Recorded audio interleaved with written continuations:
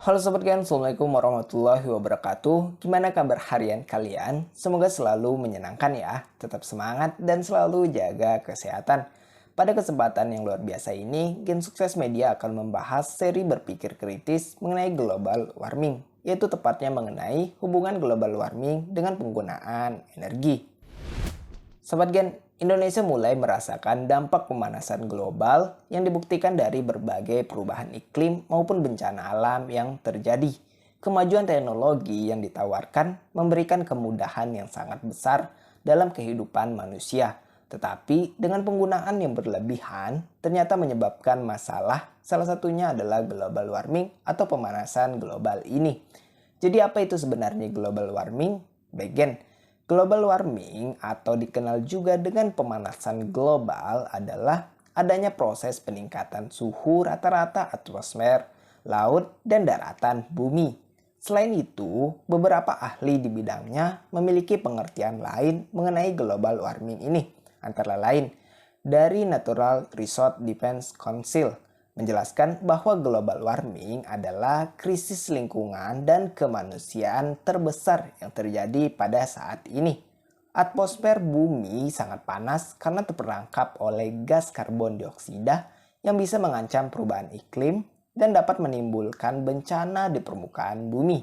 Kemudian kedua dari National Wildlife Federation menjelaskan tentang global warming sebagai suatu peristiwa di mana semakin hari bumi semakin panas, hujan dan banjir semakin deras, badai semakin hebat dan kekeringan semakin menjadi-jadi.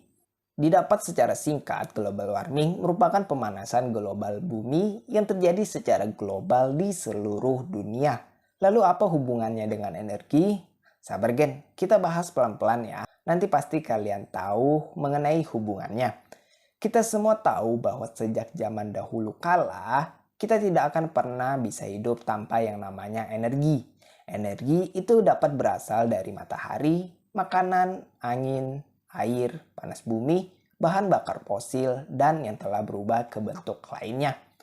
Gen Sukses sendiri memerlukan energi untuk membuat video ini. Perlu makan untuk berpikir dan menggerakkan tangan untuk membuat sebuah video sederhana ini.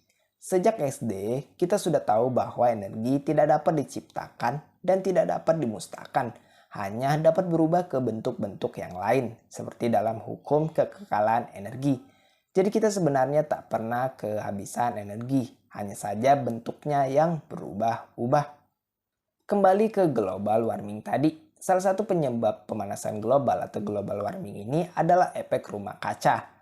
Efek rumah kaca awalnya merupakan suatu yang alami, bahkan sangat menunjang kehidupan di bumi, karena dapat menghangatkan bumi. Secara sederhana, gambaran efek rumah kaca itu seperti sebuah mobil yang diparkir di bawah terik sinar matahari, dan seluruh jendelanya ditutup. Maka setelah kita masuk mobil, kita akan merasakan bahwa panas di dalam mobil bisa lebih panas daripada di luar mobil. Kaca mobil ini diibaratkan sebagai gas-gas rumah kaca, sedangkan bagian dalam mobil diibaratkan adalah bumi itu sendiri.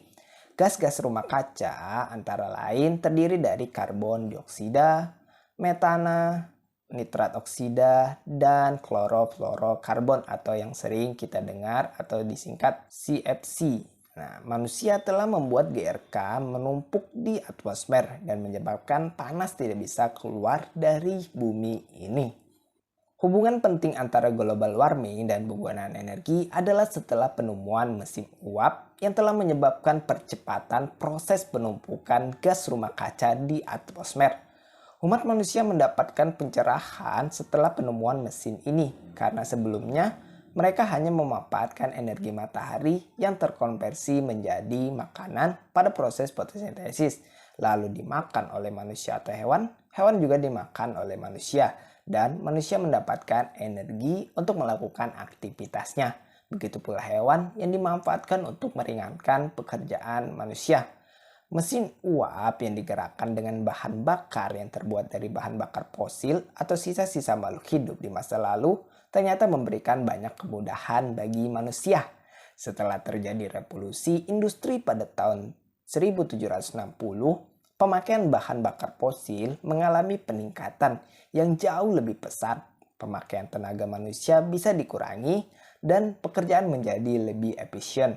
Waktu itu, tanpa disadari, manusia telah menciptakan penumpukan gas rumah kaca di atmosfer yang berpotensi, bahkan benar-benar telah terjadi, menyebabkan apa yang kita sebut sebagai global warming di masa sekarang ini.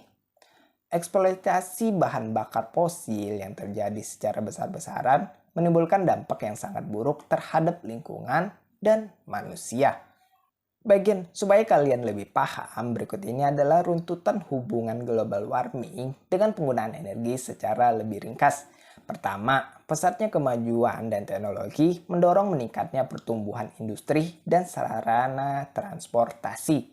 Kedua, peningkatan jumlah industri dan sarana transportasi di dunia sudah barang tentu juga diikuti oleh peningkatan penggunaan bahan bakar, terutama bahan bakar minyak atau BBM.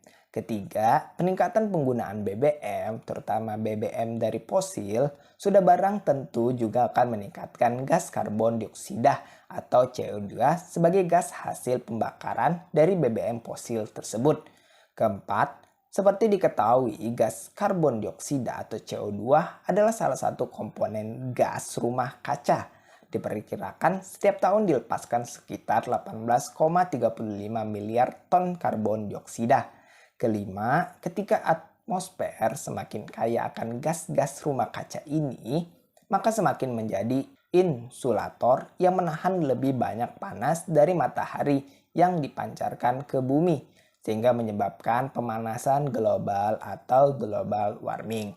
Jadi intinya, penyebab utama pemanasan global ini adalah pembakaran bahan bakar fosil seperti minyak bumi, gas alam, dan batu bara yang melepaskan gas CO2 dan gas-gas lain yang dikenal sebagai gas rumah kaca ke atmosfer.